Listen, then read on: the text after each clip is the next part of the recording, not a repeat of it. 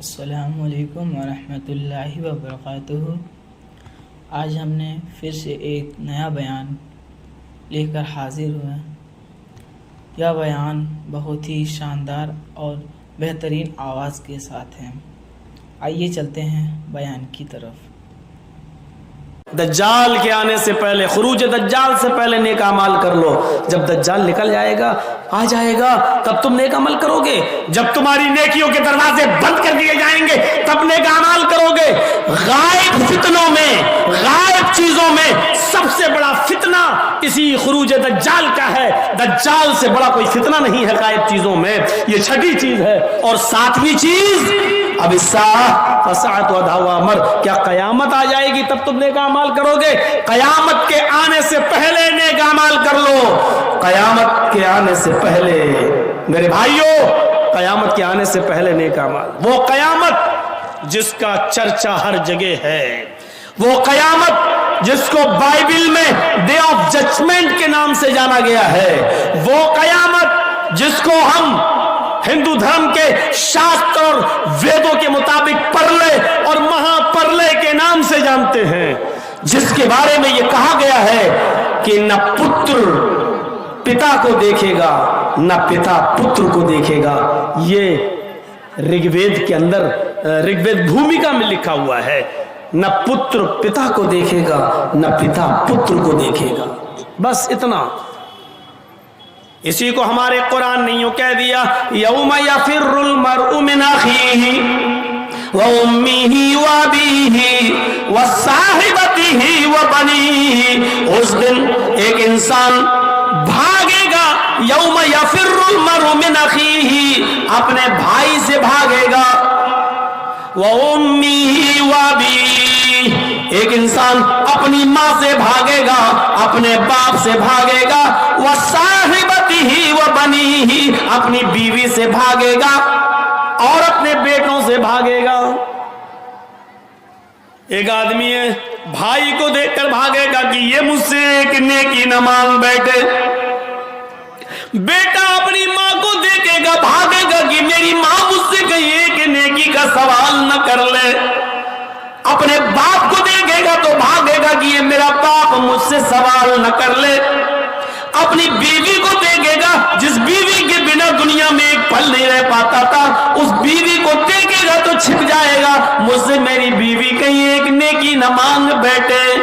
اپنی اولاد جس کے ہلکے سے پیٹ کے درد، ہلکا سا پیٹ کا درد آپ کی راتوں کی نیند اڑا دیتا ہے، ہلکا سا فیور، ہلکا سا ٹائیفائڈ آپ کو رات کے 2 بجے اور 3 بجے اپنے بیٹے کو ہاسپٹل لے جانے پر مجبور کر دیتا ہے، آپ کو اپنی نیند سے بیدار کر دیتا ہے۔ اس بیٹے کا پیار جو آج آپ کو اتنا زیادہ ہے، قیامت کے دن اس بیٹے کو دیکھ کر انسان بھاگے گا، یہ میرا بیٹا مجھ سے کوئی نیکی نہ مانگ بیٹھے۔ یوم یفر المرء من اخیہ وامہ وابیہ وصاحبتہ وبنیہ۔ وید کہتا ہے پتر اپنے پتا کا نہ ہوگا، پتا اپنے پتر کو نہ دیکھے گا۔ میرے بھائیوں، یہ ایک ہی چیز ہے، قرآن نے تھوڑا تفصیل سے بیان کر دیا ہے۔ وہ قیامت کہ جس کے بعد، جس دن ہمیں اور آپ کو دوبارہ جیوت کیا جائے گا، دوبارہ زندہ کیا جائے گا، قبر سے اٹھایا جائے گا اور حساب و کتاب لیا جائے گا۔ ہاں، یہ وہی دن ہے جس کو ویدوں نے کہا ہے مرتیو پشچاتم دتیے جنمم بھوتی نے ترتیے نے چترت نے پنچ نے षष्ठ نے سپت نے اشٹ نے نوم نے دشکن کا۔ مرنے کے بعد تمہارا ایک دوسرا جنم ہوگا، نہ تیسرا نہ چوتھا نہ پانچواں نہ چھٹا نہ ساتواں نہ آٹھواں نہ نواں نہ 10واں، یعنی مرنے کے بعد تمہیں دوبارہ جیوت کیا جائے گا۔ ہندو دھرم میں 7 جنم ہے نا، کہتے ہیں 7 جنموں تک ہم تمہارے رہیں گے، اس لیے پھیرے لگائے جاتے ہیں۔ عورت کے جب شادی ہوتی ہے پتی کے ساتھ کتنے پھیرے لگتے ہیں؟ 7 پھیروں کا مطلب جانتے ہو؟ 7 جنم تک تم ہماری ہو، ہم تمہارے ہیں۔ 7 جنم ہندو دھرم میں، 7 جنم، جبکہ معلوم نہیں ہے کہ اگلا جنم کس کا ہوگا، لیکن 7 جنم ہیں ہندو دھرم میں۔ वेद मना कर रहा है, वेद कह रहा है एक दूसरा ही जन्म होगा। मनुस्मृति और भागवत पुराण वगैरह कहते हैं कि 7 जन्म होंगे, लेकिन वेद मना करता है। वेद कहता है 7 जन्म है ही नहीं, एक ही जन्म है, मरने के बाद दूसरा जन्म, जिसको पुनर्जन्म कहते हैं, कब्र से दोबारा उठना। ये पुनर्जन्म को हम भी मानते, दोबारा जीवित होना हम भी मानते हैं मरने के बाद, लेकिन आवागमन के हम कायल नहीं हैं। आवागमन, चोरी करोगे तो बिल्ली बनोगे, जुआ खेलोगे तो भैंस बनोगे, ये हिंदू धर्म में आवागमन है। ये अच्छे कर्म करोगे तो इंसान और बुरे कर्म करोगे तो कुत्ता, बिल्ली, चूहा, बंदर, छछूंदर। यहां तक लिखा हुआ है कि ये गुनाह करोगे तो आलू बनोगे, ये करोगे तो कद्दू बनोगे, ये करोगे तो कटहल बनोगे। अब वो सारी हमें याद थोड़ी हैं, लेकिन चार तो ऐसे गुनाह हमें याद हैं जो मनुस्मृति के बारे में अध्याय में है। जुआ खेलोगे तो भैंस का जन्म होगा, चोरी करोगे तो नहीं, रिश्वत खाओगे तो कुत्ते का जन्म होगा, चोरी करोगे तो बिल्ली का जन्म होगा, और किसी लड़की पर अगर गलत नजर डालोगे तो अगला जन्म लड़की का होगा। ये हिंदू धर्म में 4 है, तो बहुत पूरी एक लिस्ट है, लेकिन हमें 4 ही याद है। और भी लिखा है, ये करोगे तो चावल का होगा, ये करोगे तो हरा धनिया बनोगे, ये करोगे तो हरी मिर्चें बनोगे, ये करोगे तो गोभी बनोगे, ये करोगे तो पत्ता गोभी बनोगे। पूरा है, दाल चावल और घी चीनी शक्कर सब लिखा है उसमें। लेकिन ये कुछ समझ में आने वाली बात नहीं है। जुआ खेलोगे तो भैंस का जन्म होगा, थोड़ी सी अकल दौड़ाओगे तो आप गिर जाओगे हैं? थोड़ा सा अकल पे जोर लगाओ। जुआ खेलोगे तो भैंस का जन्म होगा, उल्टा मफहूम निकालो, जुआ न खेलोगे तो भैंस का जन्म नहीं होगा। इसका मतलब दुनिया में जितनी भैंसें हैं ये पहले इंसान थी, यही तो मतलब हुआ। पहले इंसान थी, इन्होंने जुआ खेला होगा तो इनको भैंस का जन्म हुआ है। अगर दुनिया में कोई आदमी जुआ ही ना खेले तो फिर भैंस का जन्म नहीं होगा, और भैंस का जन्म नहीं होगा तो दूध नहीं मिलेगा, घी नहीं मिलेगा, मट्ठा नहीं मिलेगा, दही नहीं मिलेगा, छाछ नहीं मिलेगा, पनीर नहीं मिलेगा। मतलब क्या हुआ? ये सारी नेमतें खाना है तो जुआ खेलो, यही तो नतीजा निकलता है।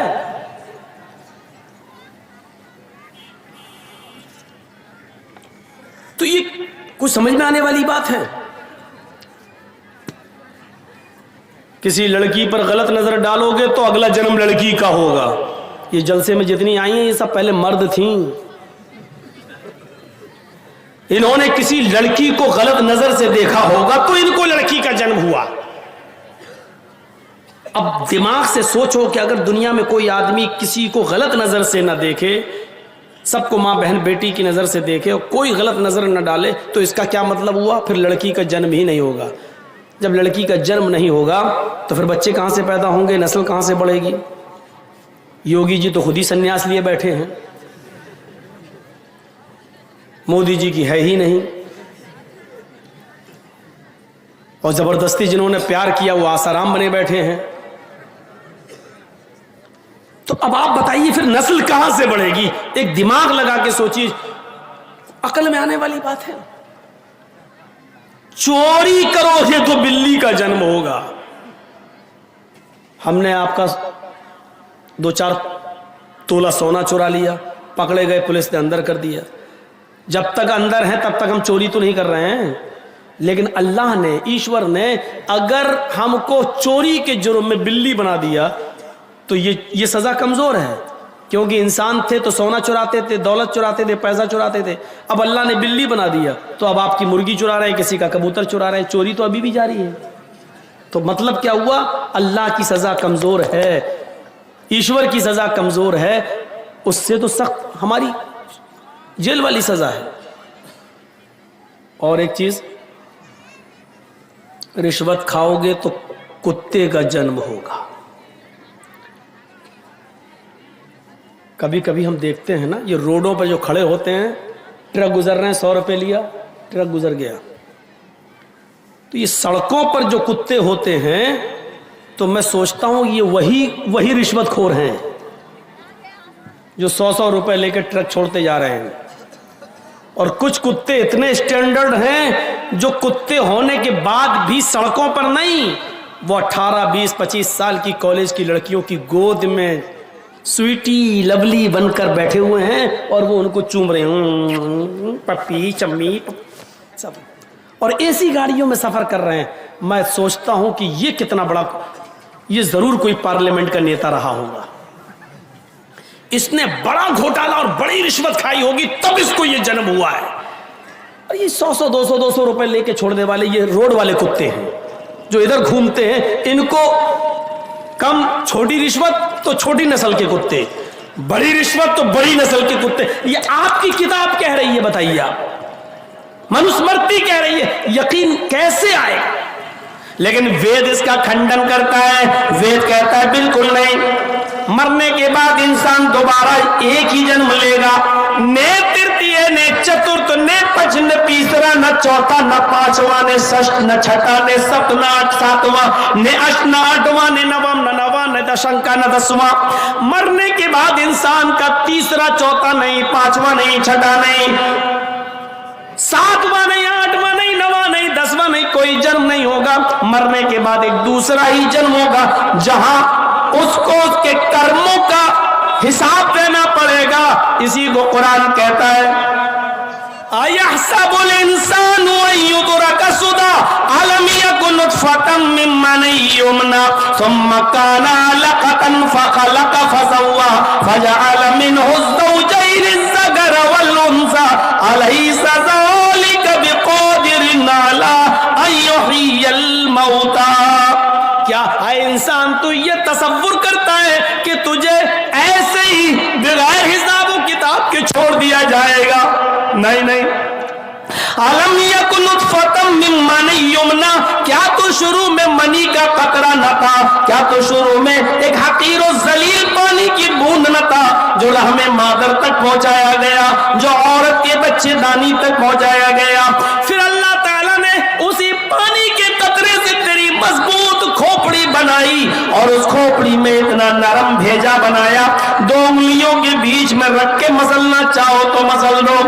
धड़कने वाला दिल बनाया, उंगलियां बनाई, पोर बनाए, पैर बनाया, पिंडली बनाई, घुटना बनाया, रान बनाया, पेट बनाया, पीठ बनाई, रीढ़ की हड्डी बनाई, नाक बनाई, आंख बनाई, हजारों तारों का कनेक्शन डाल कर दो चमकते हुए ट्यूबलाइट, आंखों में रोशनी डाल दी, समझने वाला दिमाग दे दिया।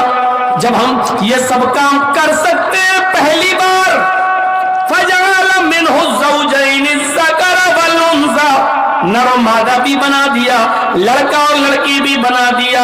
हाय इंसानों, तो तुम बताओ, जब मैं पहली बार ऐसा कर सकता हूं तो क्या दोबारा हम तुम्हारे मरने के बाद हम तुम्हें जीवित नहीं कर सकते? अलैसा ज़ालिका बिक़ादिरिन अला अन युह्यियल मौता, तो क्या मैं मरने के बाद हम तुम्हें दोबारा जीवित नहीं कर सकते? जब पहली बार हमारे लिए करना आसान है तो दोबारा तो और ज्यादा। तो मेरे भाइयों, इस चीज को ज़हन में रखिए, वल अस्र इन्नल इंसान लफी खुस्र, हम खसारे की तरफ जा रहे हैं।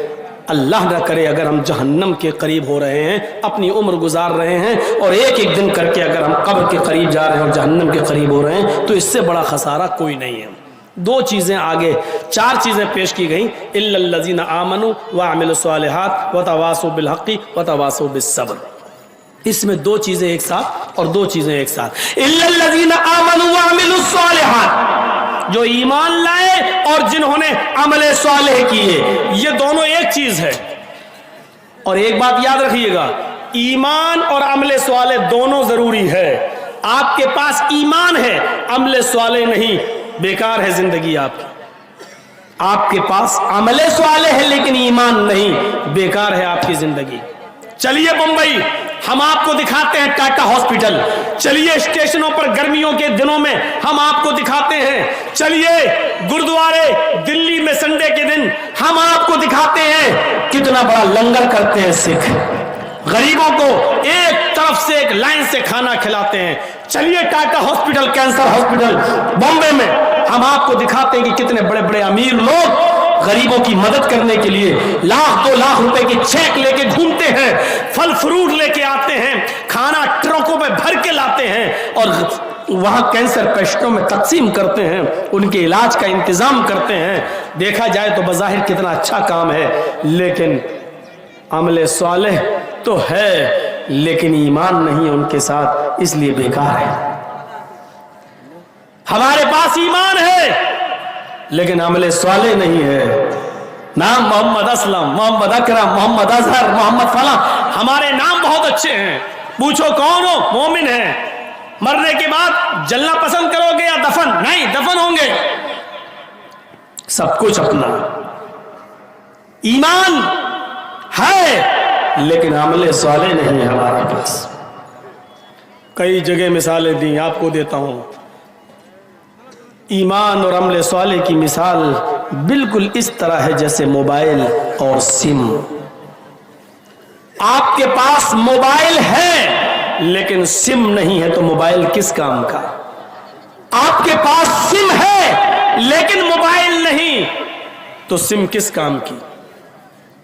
صاحب مولانا بہت مہنگا موبائل ہے میرا, 1 لاکھ روپے کی قیمت ہے, ایپل کا موبائل ہے میرا. 1 لاکھ کا نہیں 5 لاکھ کا لے لو, لیکن اس سے کیا کرو گے؟ ہیلو ہیلو کر کے دیکھو, نہیں, جب تک سم نہیں ڈالو گے. آپ کے پاس سم ہے لیکن موبائل نہیں. بہت بیلنس ہے جرجی صاحب, 20,000 روپے ہیں اس میں. ارے 50,000 ہوں, 1 لاکھ روپیہ بیلنس ہے تمہارے سم میں, لیکن اس سم کو کان میں لگا کے ہیلو ہیلو بولو گے. اس سم کو جب تک موبائل میں نہیں لگاؤ گے سم کام کی نہیں.